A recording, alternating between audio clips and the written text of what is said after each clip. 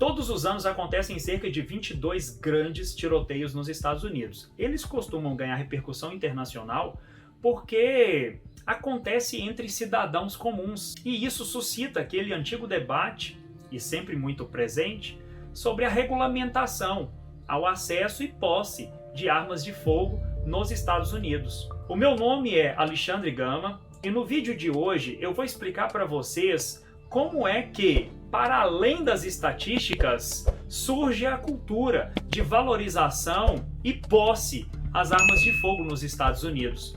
Vamos nos remeter ao período colonial, passar pelo processo de independência dos Estados Unidos, também refletir um pouco sobre essa cultura ao longo do século XIX e discutir alguns avanços na legislação no século XX e início do século XXI. A valorização às armas nos Estados Unidos estão inicialmente vinculadas à prática da caça. Essa tradição americana remonta ao período colonial. Naquela época, a caça poderia ser profissão para alguns, poderia auxiliar como fonte de alimento para outras famílias e também ser utilizada para fazer o controle de algumas espécies de animais. Além disso, a valorização às armas também era muito presente, sobretudo no homem do campo, pois a habilidade com o tiro era fundamental para esses grupos sociais. Tão fundamental que era uma espécie de rito de passagem e ingresso do homem no universo da masculinidade. Então, se você fosse uma criança naquele período, possivelmente você seria considerado um adulto a depender da sua habilidade com as armas de fogo. Ainda dentro do período colonial, é importante ressaltar o papel das milícias, que faziam às vezes de exército. Lembra vocês que os Estados Unidos eram colônia da Inglaterra e você não tem exército nacional ainda formado. Então quem fazia às vezes e assumia essa responsabilidade eram essas milícias. O serviço nessas milícias era obrigatório para todos os homens, assim como o fornecimento de armas e também de munições. Essa valorização da posse de armas ela vai ser reforçada nos Estados Unidos com o processo de independência. A Inglaterra tentou diminuir o poder de fogo dos colonos, tentando restringir o seu acesso às pólvoras, mas isso acabou gerando mais revolta neles.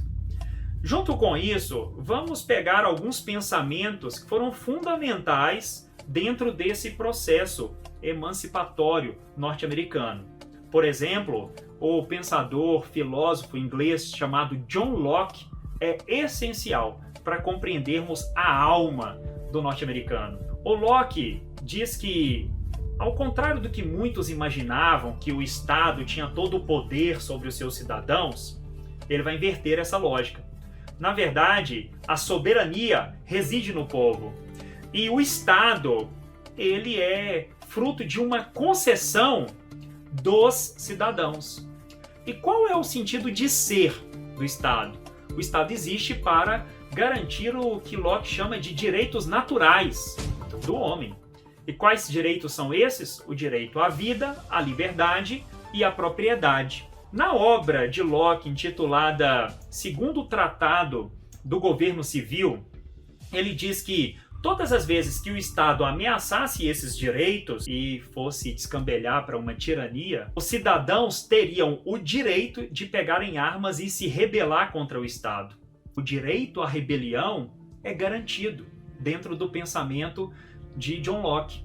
Agora, pega essa peça e vamos unir com outras.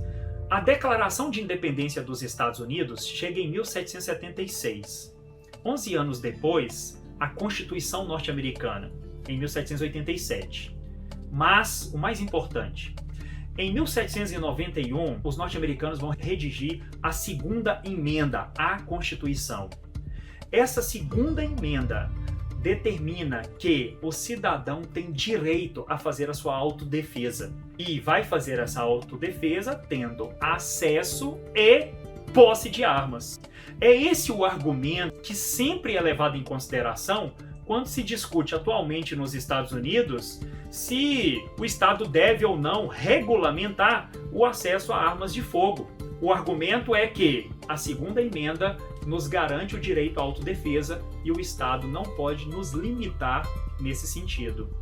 Fica mais fácil a gente compreender o seguinte: em épocas de crise política nos Estados Unidos, a busca por armas de fogo aumenta. Foi o que aconteceu com a eleição de Joe Biden e toda a crítica feita pelo Donald Trump e os seus seguidores contra o processo eleitoral.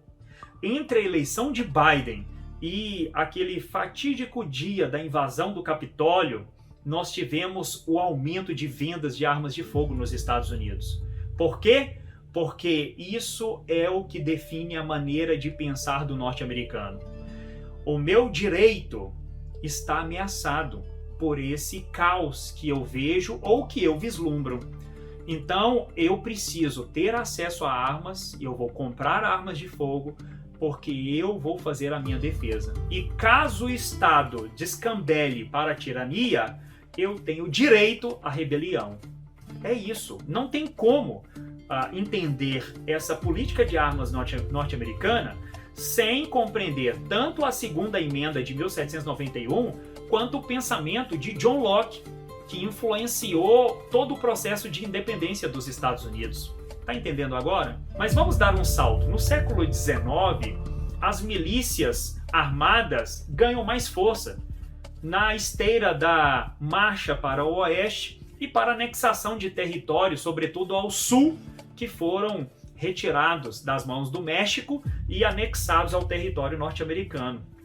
Essas milícias, elas vão acabar formando todo um imaginário nos Estados Unidos que vão acabar sendo presentes aí em alguns filmes e até desenhos. No século XX, as tentativas de regulamentação ao acesso a armas de fogo aparecem em momentos de muita comoção. Por exemplo, o que acontece em 1968, os assassinatos do presidente John Kennedy, o assassinato do senador, irmão dele, Robert Kennedy, e também o assassinato do Martin Luther King e do Malcolm X, que eram líderes do movimento negro norte-americano.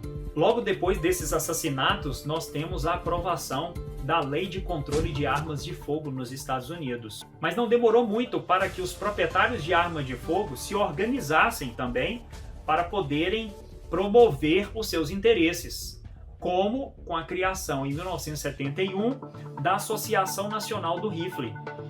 Eles se tornaram uma grande organização nos Estados Unidos e são até hoje.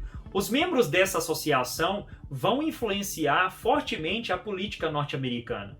Eles vão criar um fundo e vão começar a patrocinar campanhas de políticos que são defensores da liberdade, do acesso a armas de fogo nos Estados Unidos. São responsáveis por um dos maiores fundos que vão investir nessas campanhas dos congressistas norte-americanos. Bom, é também o vínculo que esses proprietários têm com algumas indústrias de armas. Nesses últimos tempos, portanto, desde a década de 70, o fator econômico vai ser agregado àqueles fatores culturais e tradicionais que eu mencionei para vocês desde o período colonial até agora. Entre 2008 e 2010, nós tivemos algumas decisões da Suprema Corte nos Estados Unidos que referenda aquilo que já estava determinado na segunda emenda.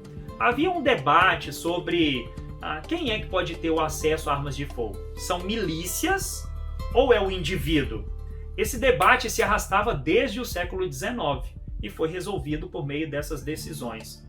Sobretudo a de 2010, onde fica estabelecido que, a despeito de regulamentações estabelecidas pelos estados norte-americanos, valeria para todo o território nacional, que o indivíduo tem direito à autodefesa e ele, então, não pode ser restringido no acesso e posse de armas de fogo. E é isso. Para compreendermos essa questão atualmente, não tem como não nos remetermos a essa tradição da caça do cidadão norte-americano. E também compreender como, desde o período colonial, a valorização ao acesso de armas era tão importante para eles. Também não podemos esquecer do pensamento de alguns filósofos, como o do John Locke, que foram fundamentais para a fundação do Estado norte-americano e também a construção de instrumentos jurídicos como a Segunda Emenda. E também você não pode esquecer da força econômica, tanto da indústria de armas, quanto também dos proprietários de armas de fogo, por meio de associações, como a Associação Nacional do Rifle. Tudo isso precisa estar em sua cabeça para você entender a política de armas nos Estados Unidos atualmente. Consegue perceber o quanto é complicado para alguns políticos norte-americanos defenderem a regulamentação e a restrição ao acesso e porte de armas de fogo nos Estados Unidos? Todas essas peças precisam ser colocadas em consideração quando a gente está avaliando a política de armas nos Estados Unidos. Se você gostou desse vídeo, não esqueça de nos seguir nas redes sociais. O Globalizei está presente tanto no Instagram quanto também no YouTube.